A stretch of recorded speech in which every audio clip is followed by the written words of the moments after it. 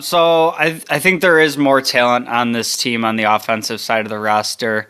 Um, it's kind of interesting to me to see like they haven't gone full rebuild. Um, I guess they're trying to squeeze out some of the last of Matt Ryan here. So we'll start right at the top with Matt Ryan, who's definitely getting up there in age. But he looks like to me, considering the talent around him, that he's still playing some pretty good football. I was a little bit surprised with Arthur Smith coming in his first year. Their draft position in this previous draft that we didn't see the Falcons go out and use that asset to bring in his own quarterback. Typically you see a new quarterback want to start fresh, but they decided to roll with Matt Ryan another year. I think he's still playing pretty well, but then we kind of get into some of the talent surrounding him, and we have the receivers are a little bit thin to me. I think Russell Gage is a pretty good player, but probably more of like a number two. Obviously, they typically have Calvin Ridley, but he has been missing for a good chunk of the season due to some personal problems, I guess. And, yeah, Very and respectable then for him to do that, by the way. I totally get it. Like, take the time you need. kudos. Yeah. And then their second receiver would be Tajay Sharp. It kind of just goes right down the list for me that I feel like he's fine as like a number 3 or 4 option, but as a number 2, he's a little out of his depth. And then we see that he's also, I believe he was out last week, but as of recording on Tuesday this week, he was placed on the COVID list today. So don't know his vaccination status or whatever. So I guess he could be available on Sunday. Could not be. So turn it back over to you, kind of get your thoughts on those ones, and then we can dive back more into it. Yeah, so I think you started off with Matt Ryan, so I'll kick things off there. And this team, there's no doubting that this team is kind of going through some obstacles, right? New head coach, new scheme, some turnovers with personnel, and they lost some key contributors, not contributors, such as oh my god, I just forgot Calvin Ridley. So that's a huge loss for this team. But even with all those obstacles in the way, Matt Ryan's actually not doing bad, as you mentioned. So I'll echo it a little bit here. He has a completion percentage right now of 67.9%. That's pretty good, right? He's got 3,555 yards, an average of 7.1 yards per completion, about 240 yards per game. Not bad. He's got 19 touchdowns, 11 interceptions. Obviously, if you're Matt Ryan, you want the interceptions a little lower.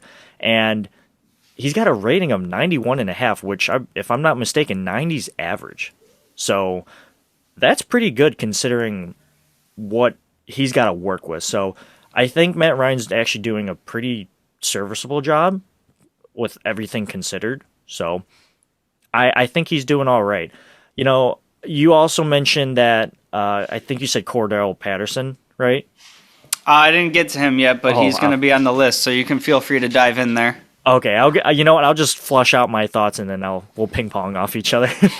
But Cordell Patterson leads this team in rushing yards with 579 yards. We know he's a Swiss Army knife because he's a running back, receiver, and returner.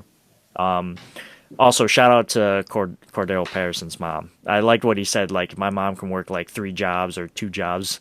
I can play like 3 positions or something like that. So shout out to all the moms out there.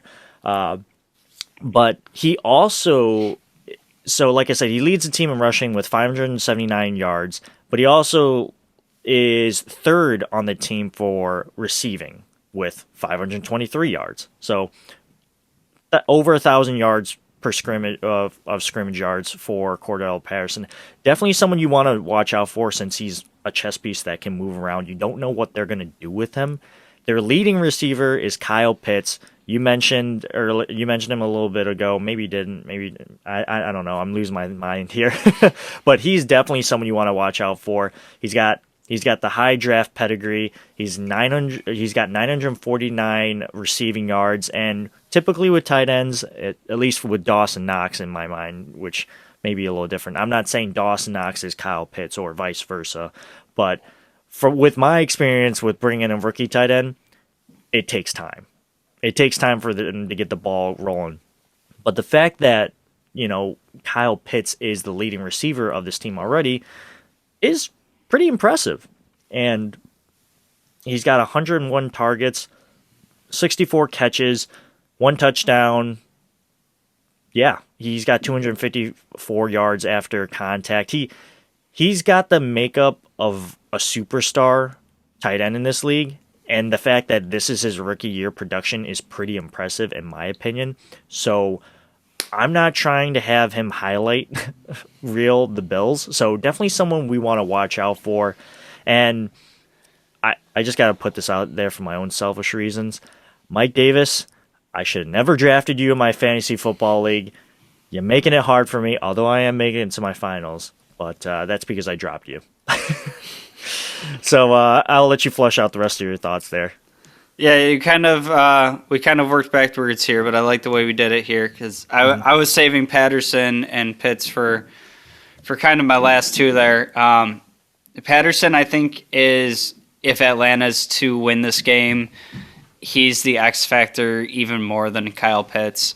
I think as far as like the passing game goes, Kyle Pitts is going to get a lot of targets. Going through the game plan the whole week leading up to it, what they want to do with Pitts. He's kind of a tight end, kind of a wide receiver.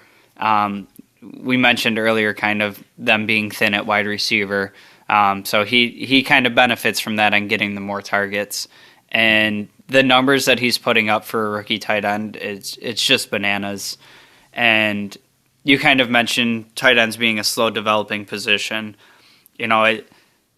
Even kind of the best tight ends in the game are, 2, 3, 4 years before you see the kind of impact that you're getting out of Kyle Pitts right now. I.e. Dawson Knox. My personal opinions for the Falcons is that they should have gone quarterback there and started the rebuild. But kind of hard to argue with the result, and Pitts is looking like a bona fide superstar. Yeah. So it kind of brings me to your game planning all week to stop Kyle Pitts. But what you have to look at is Patterson, and he's really hard to game plan for because is he going to be, more of a primary running back? Are they going to use him more in the passing game? Do we kick the ball to him? Yeah, and it's kind of every time he steps on the field, it doesn't really matter what way they get him the ball, but they like to get it to him. And if he gets the ball in open space, he's super dangerous. Yeah, it makes me nervous. Yeah, and we saw him kind of revive his career with Atlanta as more of an actual offensive weapon. He was more of just a returner in other places. So when he gets the ball in his hands, he's got that vision. He's got the ability to make people miss, and I think he's a super dangerous weapon and a harder person to pin down exactly how to game plan for how they're going to use him.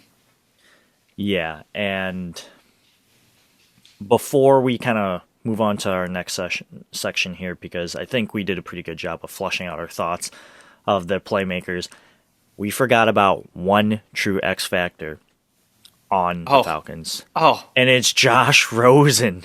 Oh, God. That's not where I thought you were going. Sheesh. No, we got to watch out for Josh Rosen, man. This guy's he's got 2 completions for 11 yards, a completion percentage of 18.2% 2 interceptions. So there's two passes, 2 interceptions. I thought for sure you were going Lee Smith there. No, Lee Smith, definitely shout out to Lee Smith. I love that guy too. He's got 9 catches on the year. Yeah, I mean, they're doing everything with him. They're moving him around like Cordell Patterson. It's funny you say Josh Rosen because I kind of forgot about him in the mix here. Mm-hmm. and I forgot what game they were playing. They were just getting blown out, and it was New England. Was it? And he Yeah, came and then in. and then they took him out, brought in Philippe Franks, and he threw a pick. Yeah, and they're like one number apart from each other. So I thought he came in and like threw 2 picks right in a row and felt terrible for him, but it was two separate. It was terrible. I like the Falcons secretly because I have family that lives in Atlanta, so I kind of like, all right, I kind of want them to be good for their sakes. But like, I remember watching that game and I was like, oh my god, this is terrible. This is not encouraging. If you're in Atlanta, like 50 to 7 or something like 50. I don't think to 7. No, they got shut out, but I don't remember the exact score, but it wasn't great. Not great, Bob. And yeah, that's not ideal. And I'm going to play devil's advocate real quick with you because you suggested that, like, hey, if I'm Atlanta, I would have took a quarterback, right? Who was off the board? Trey Lance. Who was off the board before them? Trey Lance. I can't believe Trevor Lawrence. Trey Lance, Zach Wilson. Who could they have taken? Mac Jones? You would have took Mac Jones instead of Well, I would have done it a little bit different, and when you're already that high in the draft, get up a little bit and try to secure your guy. But all those teams needed quarterbacks, though. Yeah, then find a way to go get Justin Fields.